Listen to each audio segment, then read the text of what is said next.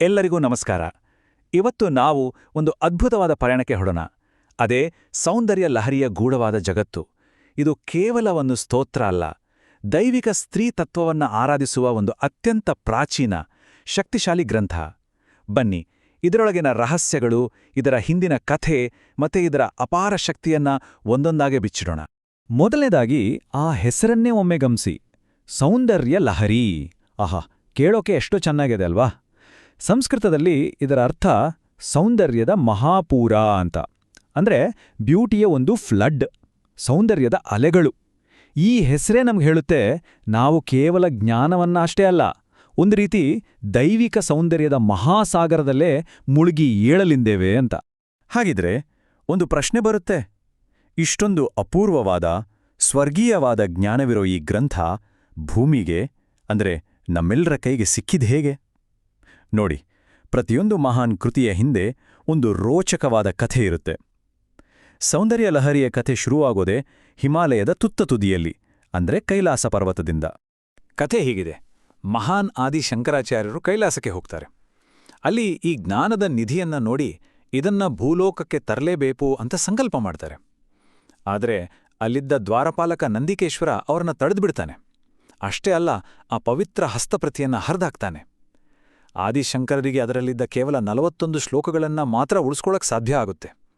ಆಗ ಸ್ವರ್ಗದಿಂದ ಒಂದು ಧ್ವನಿ ಕೇಳಿಸುತ್ತೆ, ಉಳಿದ ಭಾಗವನ್ನ ನೀನೇ ಪೂರ್ಣಗೊಳಿಸು ಅಂತ. ಹೀಗೆ ದೈವಿಕವಾಗಿ ಸಿಕ್ಕ ಆ ಮೊದಲ ಭಾಗಕ್ಕೆ ಆನಂದ ಲಹರಿ ಅಂತಾನೂ, ಶಂಕರರು ರಚಿಸಿದ ಮುಂದಿನ ಭಾಗಕ್ಕೆ ಸೌಂದರ್ಯ ಲಹರಿ ಅಂತಾನೂ ಹೆಸರು ಬಂತು. ಇವೆರಡೂ ಸೇರಿ ಇವತ್ತು ನಮಗೆ ಸಂಪೂರ್ಣ ಗ್ರಂಥ ಸಿಕ್ಕಿದೆ. ಸರಿ, ಈ ಗ್ರಂಥವನ್ನ ಅರ್ಥ ಮಾಡ್ಕೊಳ್ಳೋಕೆ ಇದರ ಹೃದಯ ಭಾಗದಲ್ಲಿರೋ ಒಂದು ಮೂಲ ತತ್ವವನ್ನ ನಾವು ಮೊದಲು ಅರ್ಥ ಮಾಡ್ಕೋಬೇಕು. ಅದುವೇ ಶಿವ ಮತ್ತು ಶಕ್ತಿಯ ನಡುವಿನ ಸಂಬಂಧ. ಇದನ್ನ ಕೇವಲ ಇಬ್ರು ದೇವರುಗಳ ಕತೆ ಅಂತ ಅಂದ್ಕೋಬೇಡಿ, ಇದು ಇಡೀ ಬ್ರಹ್ಮಾಂಡ ಹೇಗೆ ಕೆಲಸ ಮಾಡುತ್ತೆ ಅನ್ನೋದರ ಒಂದು ವಿವರಣೆ. ಇದನ್ನ ಒಂದು ಸುಲಭವಾದ ಉದಾಹರಣೆ ಮೂಲಕ ನೋಡೋಣ. ಒಂದು ಸೈನ್ಸ್ ಆನಾಲಜಿ ಅನ್ಕೊಳಗೆ, ಶಿವ ಅಂದ್ರೆ ಪೊಟೆನ್ಷಿಯಲ್ ಎನರ್ಜಿ ಇದ್ದಾಗೆ. ಅಂದ್ರೆ ಎಲ್ಲವನ್ನೂ ಮಾಡುವ ಸಾಮರ್ಥ್ಯ ಇದೆ, ಆದರೆ ಸ್ಥಿರವಾಗಿ ನಿಶ್ಚಲವಾಗಿರ್ತಾನೆ, ಒಂದು ರೀತಿ ಶುದ್ಧ ಪ್ರಜ್ಞೆ. ಇನ್ನು ಶಕ್ತಿ ಅಂದ್ರೆ ಕೈನೆಟಿಕ್ ಎನರ್ಜಿ, ಆ ಸಾಮರ್ಥ್ಯವನ್ನ ಕ್ರಿಯೆಗೆ ತರೋದು, ಈ ಬ್ರಹ್ಮಾಂಡವನ್ನು ಸೃಷ್ಟಿ ಮಾಡೋದು, ಅದನ್ನು ನಡೆಸೋದು, ಎಲ್ಲವನ್ನೂ ಮಾಡೋ ಡೈನಾಮಿಕ್ ಪವರ್. ಸಿಂಪಲ್ ಆಗಿ ಹೇಳೋದಾದ್ರೆ, ಒಬ್ರಿಲ್ದೇನೆ ಇನ್ನೊಬ್ರಿಗೆ ಅಸ್ತಿತ್ವವೇ ಇಲ್ಲ. ಎರಡೂ ಒಂದೇ ನಾಣ್ಯದ ಎರಡು ಮುಖಗಳು. ಈ ಗ್ರಂಥದ ವಿಶೇಷತೆ ಏನ್ ಗೊತ್ತಾ?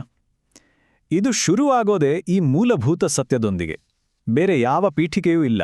ಮೊದಲನೇ ಶ್ಲೋಕವೇ ನೇರವಾಗಿ ಹೇಳುತ್ತೆ, ಶಿವನು ಶಕ್ತಿಯ ಜೊತೆ ಸೇರಿದಾಗ ಮಾತ್ರ ಏನನ್ನಾದರೂ ಸೃಷ್ಟಿಸೋಕೆ ಸಮರ್ಥ. ಅವಳಿಲ್ಲದೆ ಹೋದ್ರೆ ಅವನು ಒಂದು ಸಣ್ಣ ಕಲ್ಲನ್ನ ಕೂಡ ಅಲ್ಲಾಡ್ಸೋಕೆ ಶಕ್ತಿ ಇಲ್ಲದವನು. ಯೋಚನೆ ಮಾಡಿ, ಇಡೀ ಗ್ರಂಥದ ಅಡಿಪಾಯವೇ ಈ ಒಂದು ಸಾಲು. ಓಕೆ, ಶಿವಶಕ್ತಿ ಒಂದಾಗಿದ್ದಾರೆ ಅನ್ನೋ ಈ ಕಾನ್ಸೆಪ್ಟ್ ಅನ್ನ ಸ್ಥಾಪಿಸಿದ್ಮೇಲೆ ಈ ಸ್ತೋತ್ರ ದೇವಿಯ ಶಕ್ತಿ ಎಷ್ಟು ಅಪಾರ, ಎಷ್ಟು ದೊಡ್ಡದು ಅಂತ ವರ್ಣಿಸೋಕೆ ಶುರು ಮಾಡುತ್ತೆ. ಅಬ್ಬಾ, ಅದನ್ನ ವರ್ಣಿಸೋ ರೀತಿ ಇದೆಯಲ್ಲ, ನಿಜಕ್ಕೂ ವಿಸ್ಮಯಕಾರಿ. ಒಂದು ಕ್ಷಣ ಯೋಚನೆ ಮಾಡಿ, ಇಡೀ ಬ್ರಹ್ಮಾಂಡವನ್ನೇ ಸೃಷ್ಟಿ ಮಾಡಕ್ಕೆ ಎಷ್ಟು ಪವರ್ ಬೇಕಾಗ್ಬೋದು. ಸೌಂದರ್ಯ ಲಹರಿ ಹೇಳುತ್ತೆ, ಅದಕ್ಕೆ ಬೇಕಾಗಿರೋದು ದೇವಿಯ ಪಾದದ ಧೂಳಿನ ಕೇವಲ ಒಂದೇ ಒಂದು ಸಣ್ಣ ಕಣ ಅಂತೆ. ಹೌದು, ನೀವು ಕೇಳಿದ್ದು ಸರಿ, just one tiny speck of dust. ಆ ಒಂದೇ ಒಂದು ಧೂಳಿನ ಕಣದ ಪವರ್ ಎಷ್ಟಿದೆ ಅಂತ ನೋಡಿ. ಅದ್ರಿಂದಲೇ ಬ್ರಹ್ಮದೇವರು 14 ಲೋಕಗಳನ್ನ ಸೃಷ್ಟಿ ಮಾಡ್ತಾರೆ. ವಿಷ್ಣು ಆ ಎಲ್ಲಾ ಲೋಕಗಳನ್ನ ಪಾಲನೆ ಮಾಡ್ತಾರೆ. ಕೊನೆಗೆ ಮಹಾಶಿವನು ಪ್ರಳಯ ಕಾಲದಲ್ಲಿ ಅದನ್ನ ಲಯಗೊಳಿಸ್ತಾನೆ.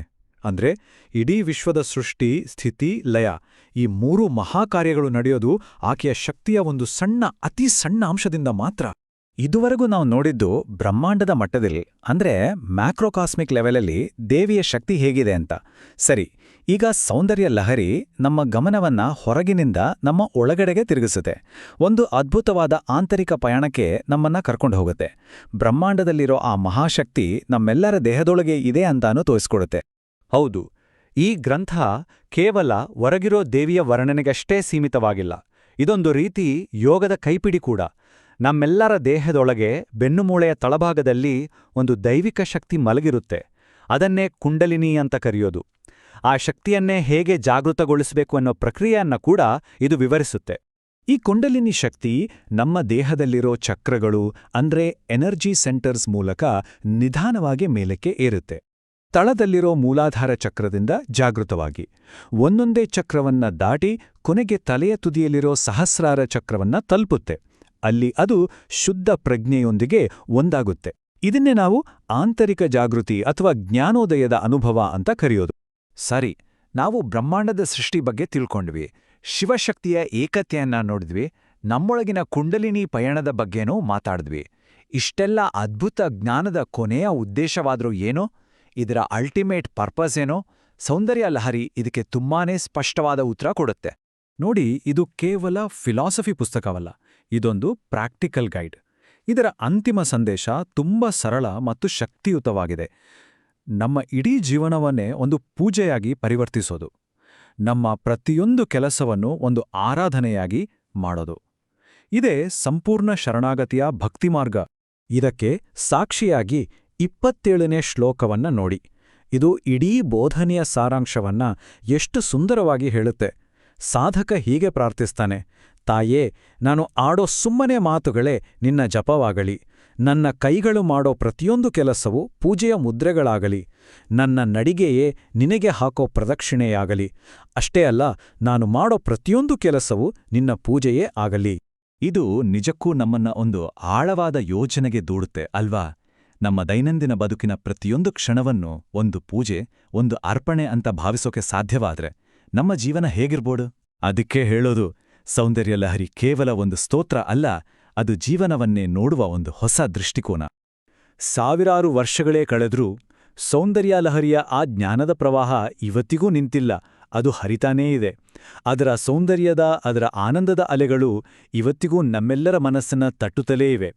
ನಮ್ಮ ಜೊತೆ ಈ ಅದ್ಭುತ ಪಯಣದಲ್ಲಿ ಭಾಗಿಯಾದ ಎಲ್ಲರಿಗೂ ಧನ್ಯವಾದಗಳು.